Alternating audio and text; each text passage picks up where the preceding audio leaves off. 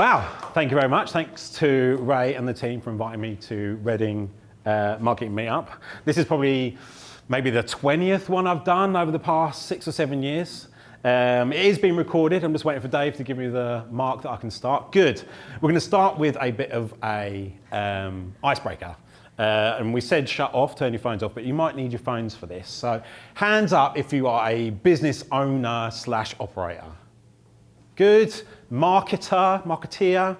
Okay, cool. I run inbox 0, right? I have 0 emails in my inbox, let alone unread. You're home first. Unread emails. So I would like someone to get the phone out and tell me if they think they have the most unread emails on their phone right now. I can see this lady kind of shaking her head already. So who thinks they have the most unread emails right now? Go on. 995. That's, I would say that's medium. That's quite a lot. Can anybody beat 995? 10. Get out. 10,793. Anybody beat 10,700? I think we have. Yeah, brilliant. Okay, cool. I think we have a winner. Round of applause for the lady with 10,000 unread emails. I do not know how you sleep. Okay, cool. So I'm going to go through how to build a social versus video strategy. Really, it's kind of in 2 parts. I'm going to tell you who I am and why I'm standing in front of you. I'm going to tell you how to do video, the importance of personal branding, a few storytelling tips, and then we'll open up to Q&A. You're welcome to take photos. I talk at 100 miles an hour. There's 1,000 tips. It's also, I had 2 double espressos before I got here as well. And it is being recorded, so you can watch it back, you know, when you're in bed. That's right, yeah. Yeah, I've got 0.75 speed, right, rather than 1.5. Okay, cool. Who am I? So, yes, that is my real name. I'm not a hobbit from Middle-earth. In the last 30 years, I have had 2 careers, right? I've been 15 years in large global corporate sales, dealing with like £40 million contracts. I got relocated to New Zealand for 10 years. Loads of fun over there. I don't know why I came back. Then I was always a creative behind the scenes, right? I had like a hooky copy of Photoshop and I was making posters for guys that were DJing. I played in a band. So I wanted to get into marketing, but it's difficult to get into marketing without marketing experience, but I just basically blagged my way through it. Left school at 16, 0 qualifications. I went into sales and kind of, managed to, like I said, wing it basically. Over the last, 6 or 7 years, really what I do is I've delivered 1,000 pieces of visual content every year, maybe more than that. And that's audio, as well as video, photo, live streaming, pretty much anything, right? My superpower is I'm able to see what's not there. And I don't mean like I see dead people. I mean like, if a client, if an organization has an objective, or if they want to achieve something, then I'm a hyper creative. I'm able to visualize straight away, within minutes, what a business needs to help achieve their objectives using the tools in my kit bag. Like Ray said, I'm a mental health first aider, qualified first aider, and I ran that agency for 6 or 7 years, and at the back end of 2022, I had a mental breakdown. I went to the doctor and he said, you now live with depression. So I started medicating with sertraline, and I realized that it was the business that was giving me this red mist. So I closed the business and started working for somebody else.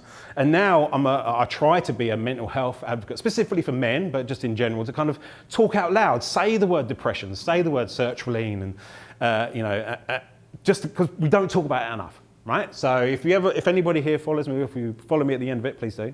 I do talk about it, trigger warning. And I'm also a shit golfer. So a little bit of humor there. How to do video. Right. Like I said, you're more than welcome to take photos. I put do video in speech marks there because as a marketer or a business owner, you've definitely got an SEO strategy, right? You've definitely got a paid or PPC strategy. You probably have a camera. And that's as far as it goes, right? A lot of businesses, I find, don't, make video content but no strategy, right? They just go out and create 1 3-minute video, doesn't convert, so then they go, f it, and start putting more money behind PPC. So these are the 4 key reasons I've realized why you should be creating video content. Complex to simple. If anybody here works for or runs a business that has a complex topic, it's very easy to talk about that topic in a video. It's a bit like an elevator pitch, right? If you're stuck in the elevator with a CEO and you try and pitch to yourself. So you can convert complex topics in a simple manner, usually in a 60-second video. If you can't, then you need to start rewriting what your elevator pitch is. All the algos love it, right? Especially LinkedIn nowadays with the new video tab. All platforms love it. So if you create one 30-second video, you can put it on Snapchat, YouTube Shorts, Instagram Reels, all of the other thousands of platforms. I wouldn't recommend it, and I'll tell you a few tips later, but it's possible to kind of be on every platform if you make one 9x16 30-second video. And then episodical. And what I mean by that is what I call contact moments, right? I can post out a video on Monday, and instead of a 3-minute video, a day in the life of what's happened for someone in the business, I can actually cut that 3-minute video into 3 1-minute videos, post one on Monday, Wednesday, and Friday. Not only does that kind of stretch out your content, but it takes people on a journey. It takes that story. It gets people connected over the week. You do it with emails, right? You have storyboarding emails and take people through a journey. So you kind of want to have an episodical approach when posting out your video content. Okay, so this is kind of the main crux of the video content production side of it. These are 3, I worked for Vodafone for 15 years, right? They love acronyms or initializations, so there's plenty of these, right? But these are 3 of my own frameworks to be able to make sure nothing slips through the net, because there's fucking shitloads to do, right? No one's making enough content. So these 3 different proprietary frameworks will help you not f*** out. All right, so the first one is chase, channel, season, and episode. Now, like I said, I've done a bunch of talks for Marketing Meetup, and I've done like a whole talk just on chase itself. So I'll quickly cover it off shortly. There's speed, again, that's super easy, that's when you're on site. And then chaos, I'm going to go into a bit more detail because that's the full strategy right from the very beginning. If you don't create your own content, chaos will help you partner with other businesses. So chase, this is how I structure a video content strategy for clients or for businesses that I work for. So imagine the BBC across the top. That's a TV network, right? Underneath the BBC, you have BBC One and BBC Two, right? And you have certain programming on BBC One that might be different to programming on BBC Two. As a business, instead of your channels like BBC One, BBC Two, you have objectives. So like raise brand awareness, sell more product. So then you make specific programming for those objectives, right? And then within those objectives, within the channel of content, you have seasons. So all of those videos that relate with each other, and then you have an episode within the season, right? So as an example, when I worked at the agency, one of our objectives was to show how easy it was to work with us. That's the channel. Then underneath that, the season of FAQs. That's a really good place to start, by the way. If you haven't made video content, go and make your FAQs into videos. But so a season of FAQs, because that shows how easy it is to work with us. And then within those FAQs, there was one video to say that you could pay the invoice via Apple Pay. So that one video rolls up into a season, which then rolls up into an objective. So you're always creating content with purpose. You're not just out there making one video, you're batch creating 10 videos to help achieve an objective. Super simple, but it just helps you, like I said, not let anything fall through the cracks. Speed, so this is strategize, produce, edit again, deliver. So strategize, this is actually what is the video going to do, and that's kind of comes into chaos here. And then you're gonna go out and produce the content, you're gonna bring it back to the office to edit it, then you're gonna send it out to stakeholders, get them to give you feedback, so you then edit again, and then you deliver it, whether that's via WeTransfer to somebody else, chuck it out over social, however you wanna do it. So these are just like the 5. When you're starting a video, you can say, oh, the video project is currently at the produce stage. So you can use your Monday.coms or whatever it is, and just move those little cards over so you know how to, or where videos are, specifically for stakeholder management. And then chaos. CTA, help, audience, objective, and strategy. It's in no particular order because hachos didn't really roll off the tongue very well, right? So, chaos, which we all experience. So there's loads of marketers here. I'm not going to teach you to suck eggs. We all know what a CTA is. But what I try to instill is the 3 key pillars for a CTA, for me anyway, right? Is the type, the placement, and some behavioral considerations. So the type of CTA, what are you going to put at the end of it? Is it going to be direct versus indirect? Find out more, click here. Urgency-based, offer ends tomorrow, or value-orientated, 20% off, if you click here. Then there's placement. This is pretty key, right? So start, mid-roll, and end, specifically for video content. Quick secret, no one's going to get to the end of your video, right? No one cares. So yes, it's okay to put your URL or your phone number or whatever it is, the call to action at the end of the video, but you must be true to yourself and realize that no one's going to get to the end of the video, right? No matter how engaging you are.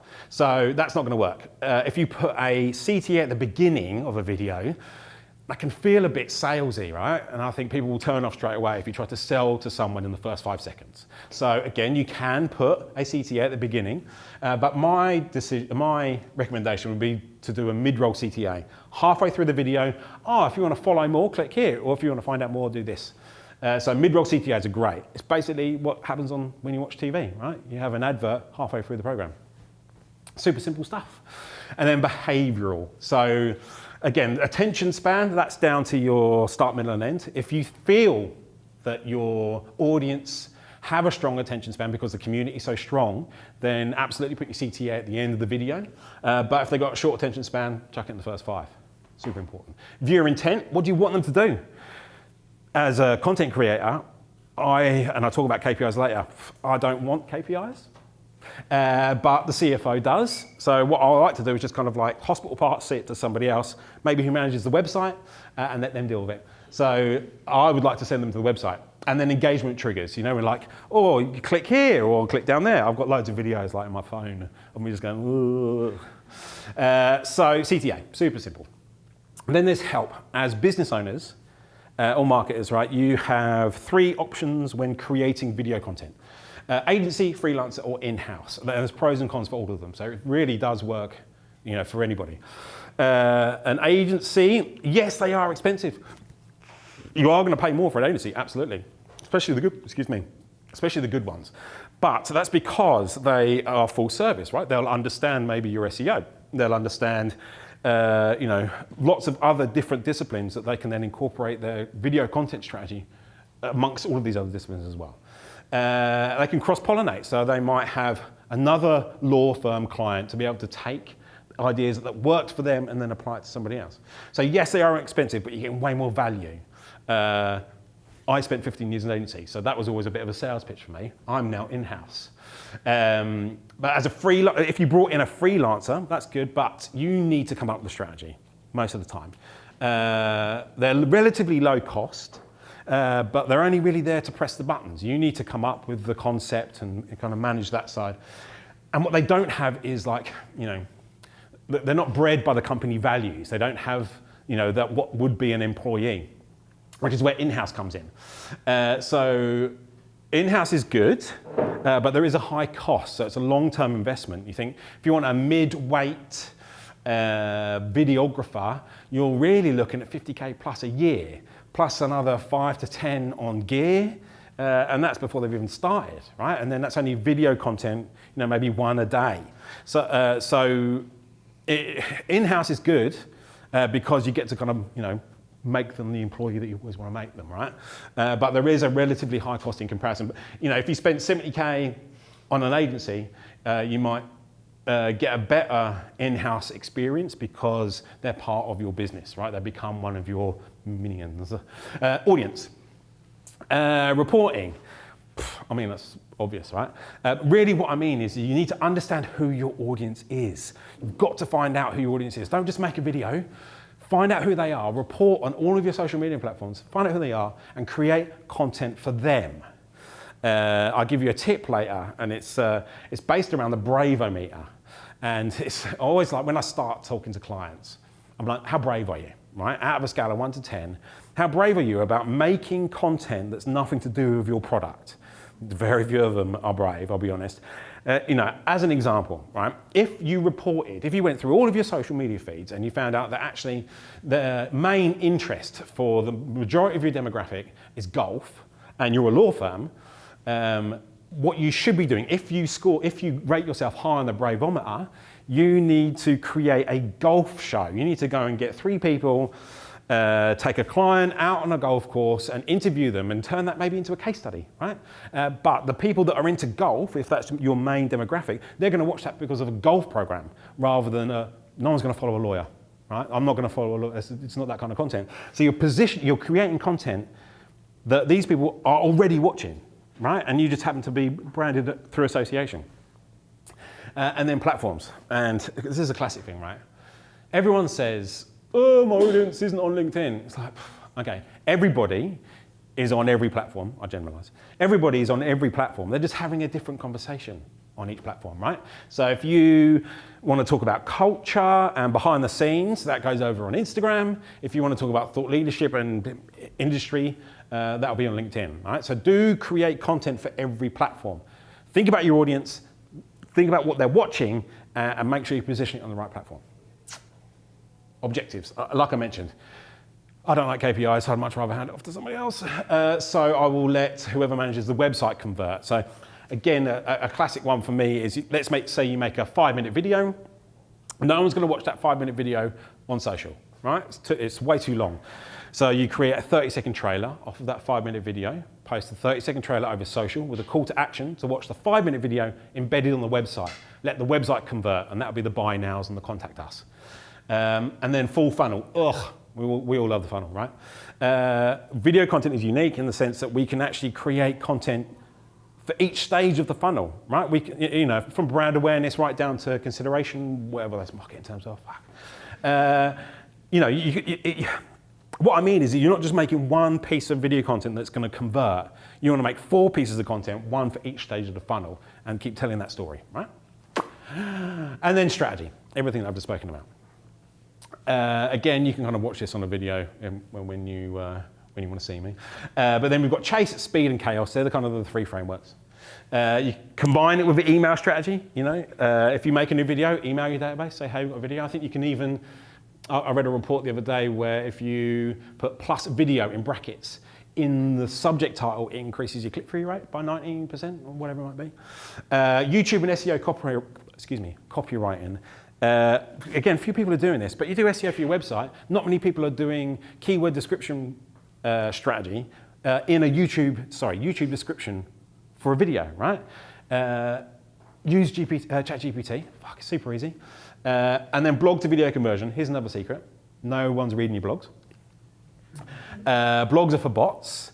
It's great for SEO, but no one can be asked to read anymore. They'd much rather watch a video, right? Write the blog, that's fine. Get other people to write the blog, whatever you want to do. Get ChatGPT to write the blog.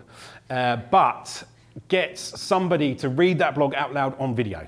Embed that video at the top of the page. That will help increase idle time on the page. You can also put that description or the blog actually in the description of the video. And actually the blog might get read as well. And you can cut that 3-minute video into 10, 30-second videos, episodal approach, blah, blah, blah, blah. Cool. So now this is the second half. This is about personal branding. So why personal branding? And at the very end, I'm going to try and combine the two with a few tips on how to use video content and personal branding, right? People buy from people. We've all heard that 1,000 times. When I ran the agency, I probably generated over 5 years in excess of £1 million in revenue exclusively from my personal brand. I didn't sell anything. That's just revenue, not even leads, right? I didn't sell. I just posted every day, positioned myself as a thought leader, and people were coming to me. They weren't buying from that little blue logo, right? Support. I closed the business, and I thought, yeah, man, I'm going to get a job. 6 months later, I ran out of cash, didn't I? Still didn't have a job.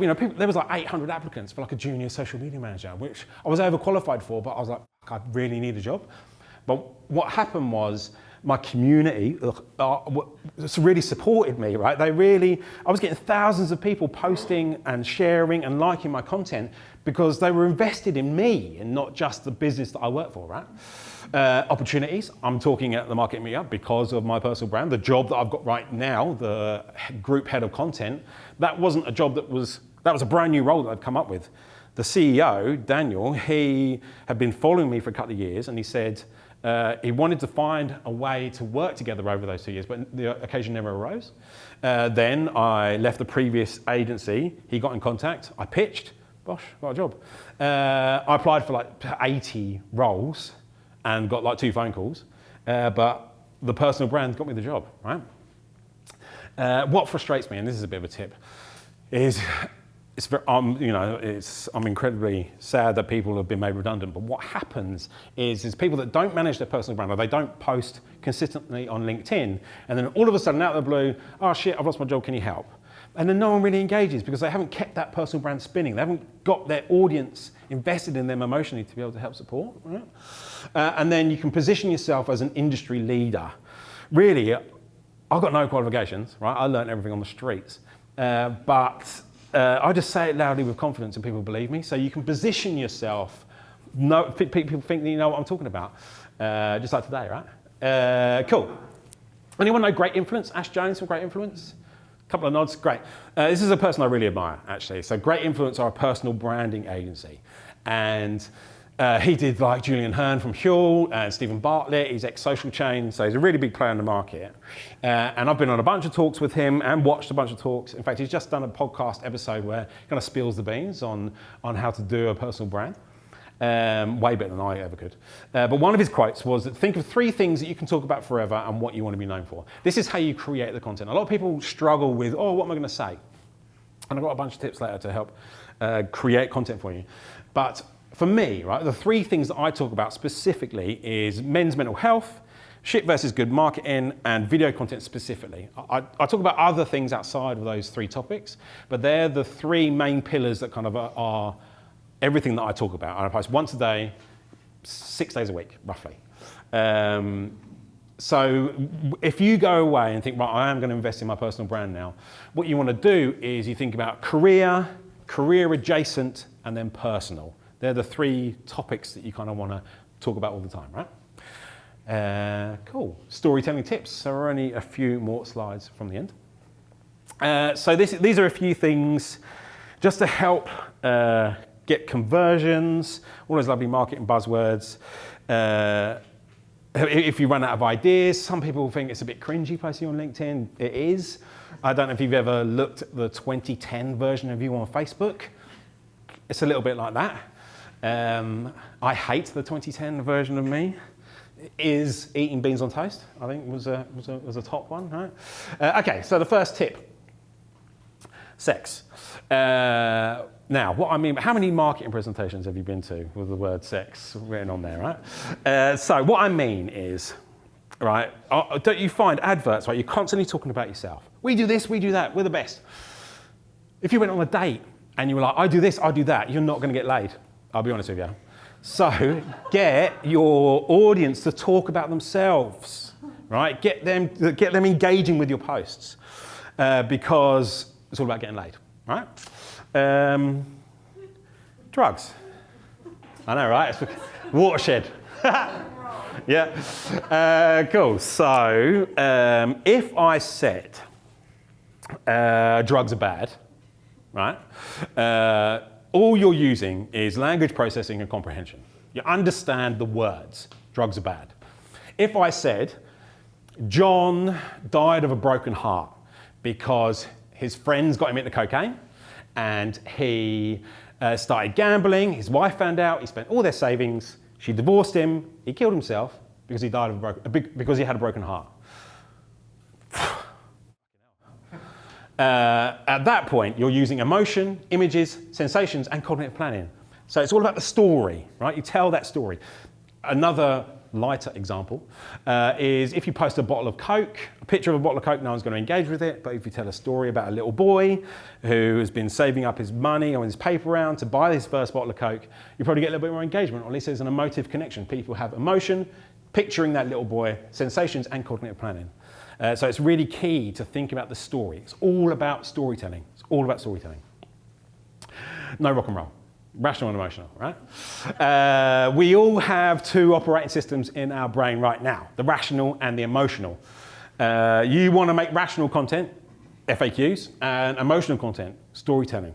If you can make a video that combines both, in winner, right?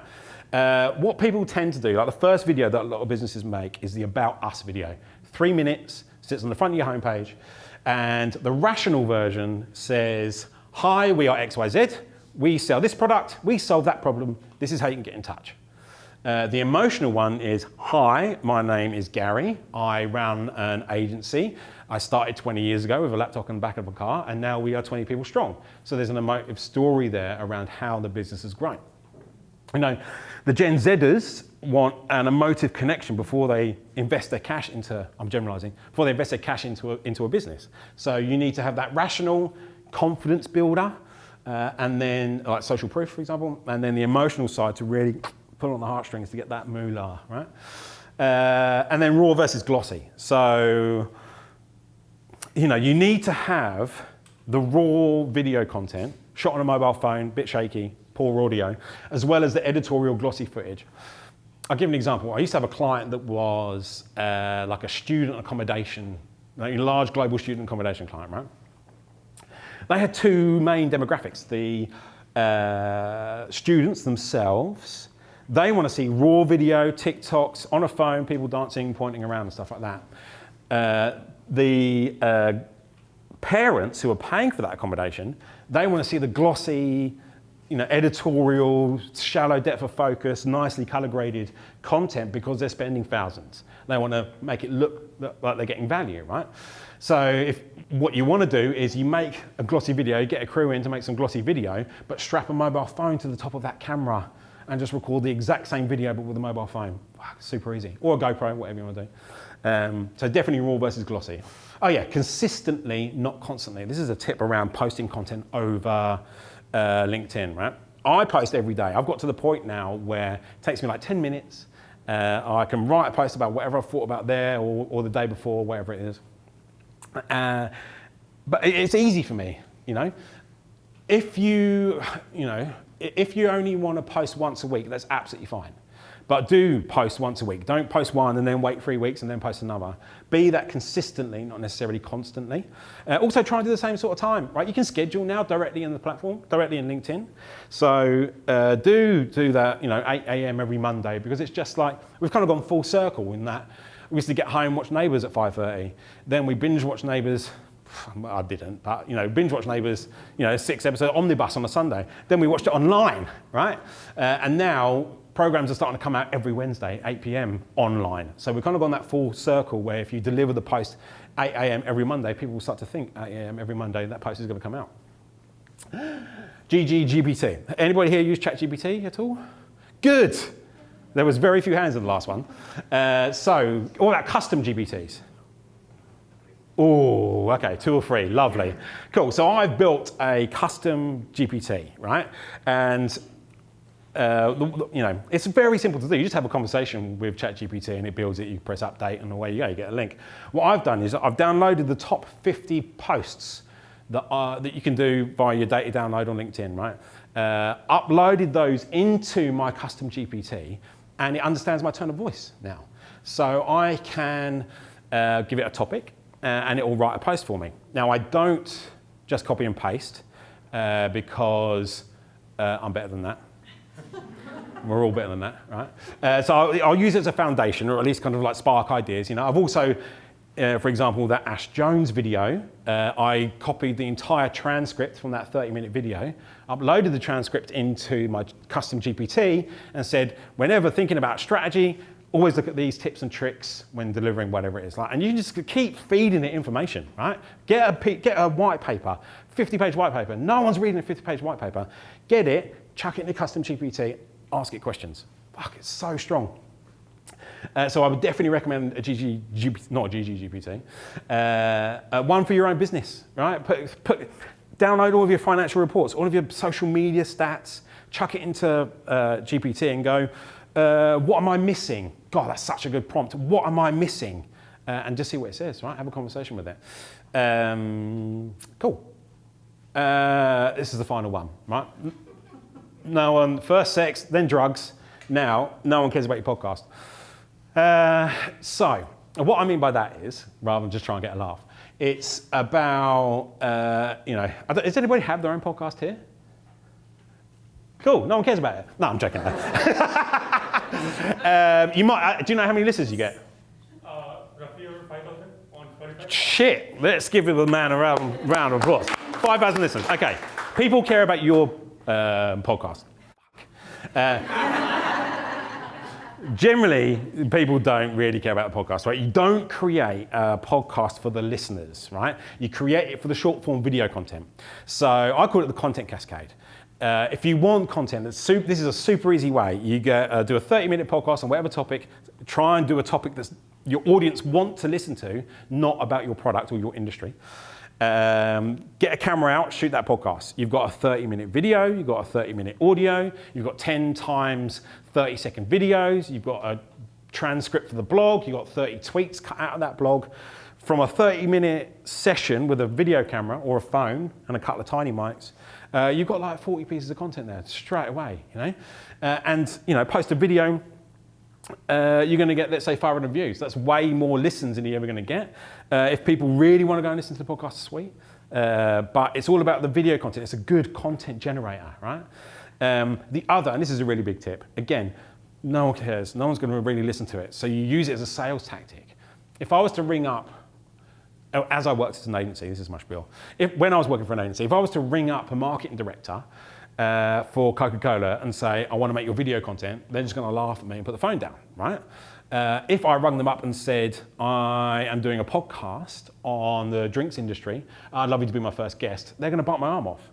So what you do is you get your top 10 prospects, top 10 people you want to get in front of, create a podcast that's to do with them, and invite them in. Then all of a sudden you've got your top 10 prospects in your office talking about them, and it's such a great way of starting a relationship and a conversation with people, rather than, hey, I want to, you know, and it could take 6 months, but you make content for you with them in it.